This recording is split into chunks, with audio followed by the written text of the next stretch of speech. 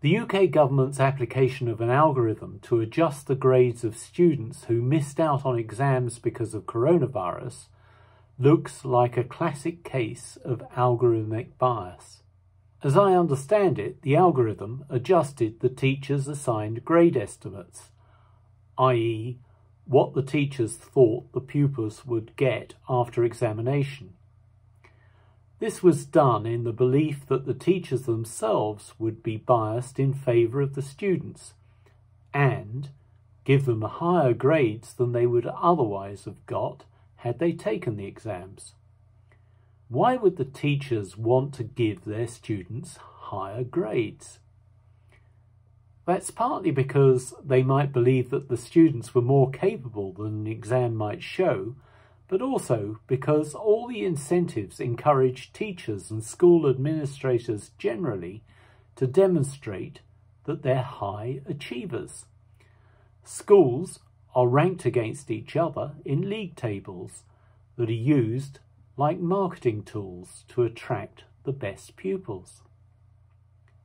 A lot has been written about how metrics like these tend to cause gaming of the system. What happens is that the administrators try to maximise performance on the metrics rather than the underlying purpose of the institution. So, for example, hospitals, given the target of reducing waiting times in accident and emergency to a maximum of 4 hours, don't necessarily speed up their accident and emergency processing, but instead leave patients waiting in ambulances outside until they know that they can process them within the 4 hours. Similarly, schools are encouraged to no longer teach a broad curriculum, but instead narrowly focus on an exam syllabus, which is the only thing that feeds the metrics.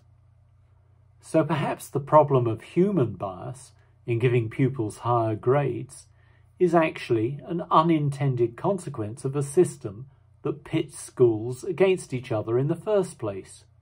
If this were the case, then the algorithms that were designed to prevent grade inflation have only been put in place because of another underlying failing of the system.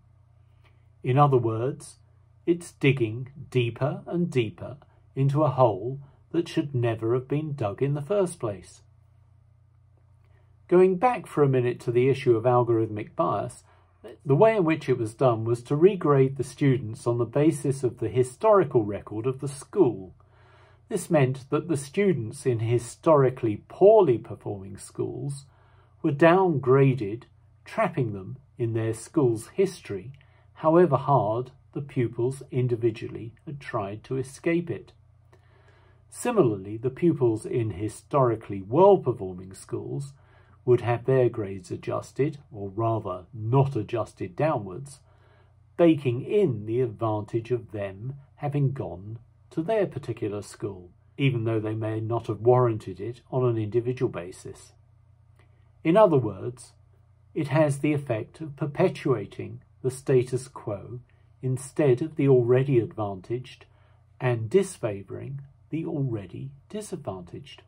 It doesn't take a lot of mathematical nous to appreciate that, just like COVID, this can have an exponential effect. The already privileged become more privileged, and the already disadvantaged become more disadvantaged. What's unclear is whether the designers of the algorithm actually understood what they were doing. Did they understand it and it's deliberate? Or didn't they understand it and it's inadvertent? Probably they believe that they must avoid grade inflation at all costs, a position the government has now acknowledged was mistaken. One way or another, this would seem to be a prime example of algorithmic bias, and a good opportunity to make as many developers aware as possible of what it is and what impact it can have.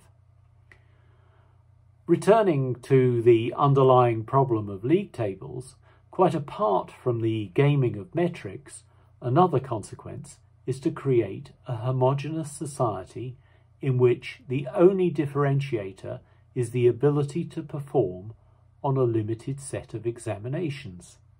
But if we're to accept and encourage diversity in society, then this model of education looks somewhat flawed. An alternative is to capitalise on the individual characteristics and strengths of the pupil, but also to capitalise on the individual characteristics and strengths of the schools. This is to try and get the best out of both schools and individual pupils, as opposed to trying to fit everybody into some theoretical model of what is a good education. The view that we must create our children in a workforce that can compete on the world stage seems to be a driver of this system.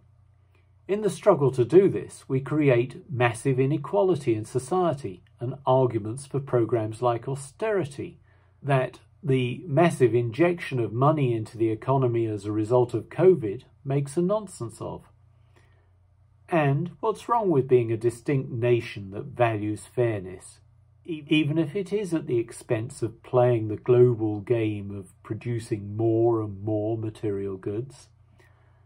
So, my message is, encourage diversity, not standardisation, and get the best out of what every individual and organisation can offer, rather than institutionalising artificial mechanisms of competition. This is not intended to be a socialist charter, merely that it's a misconception to believe that competition is the answer to everything.